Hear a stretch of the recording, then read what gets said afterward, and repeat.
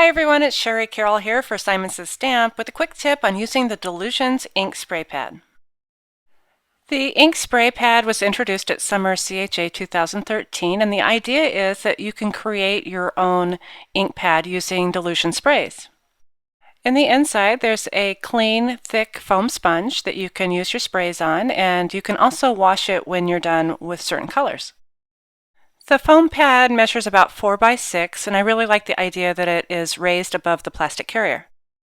I have chosen a set of colors that will all work well together with yellows, greens, turquoise, and darker greens, and these will give me a really nice variegated look when I go to spray them onto my pad.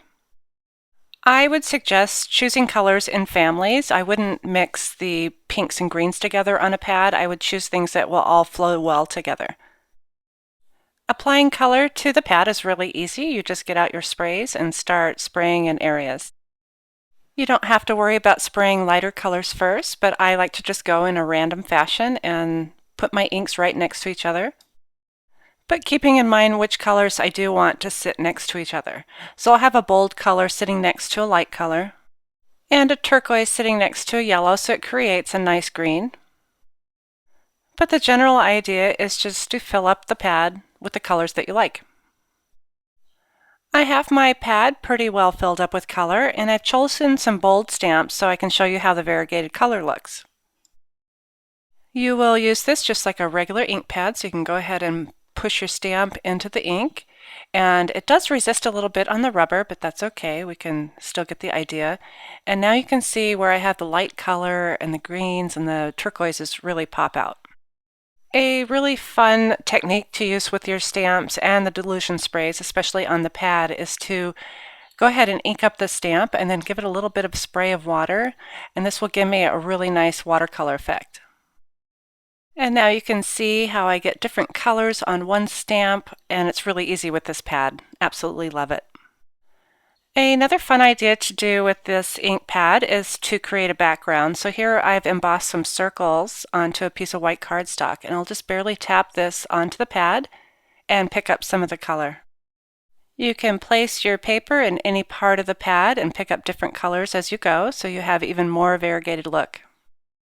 Because the Delusion sprays are water reactive, once you're done adding color to your background, you can go ahead and spray it with water just as you would when you're working with the sprays and stencils as they were intended. I really like the idea of being able to add color to wherever I want it in the background without having the mess of the sprays. Another fun idea with using this pad is to create a really quick journal background, and here I have the new Diane Reevely, the smaller journal, and I've put a piece of paper in here. I'll just be spritzing my page with water, and once I have my paper moist, I can go ahead and get my pad, and the lid does come off, so you can clip it on and off as you need to. And so here I'll just be using the entire pad, and I'll just be smearing the ink right onto my background.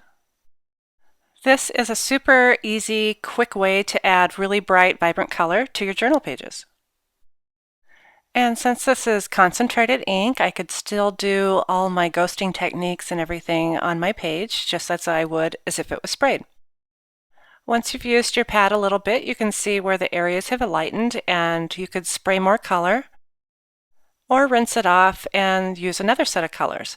And once you're done, you can just go ahead and replace the lid and snap that back in place. I hope you've enjoyed my quick tip on the Delusions ink spray pad. Thanks for watching.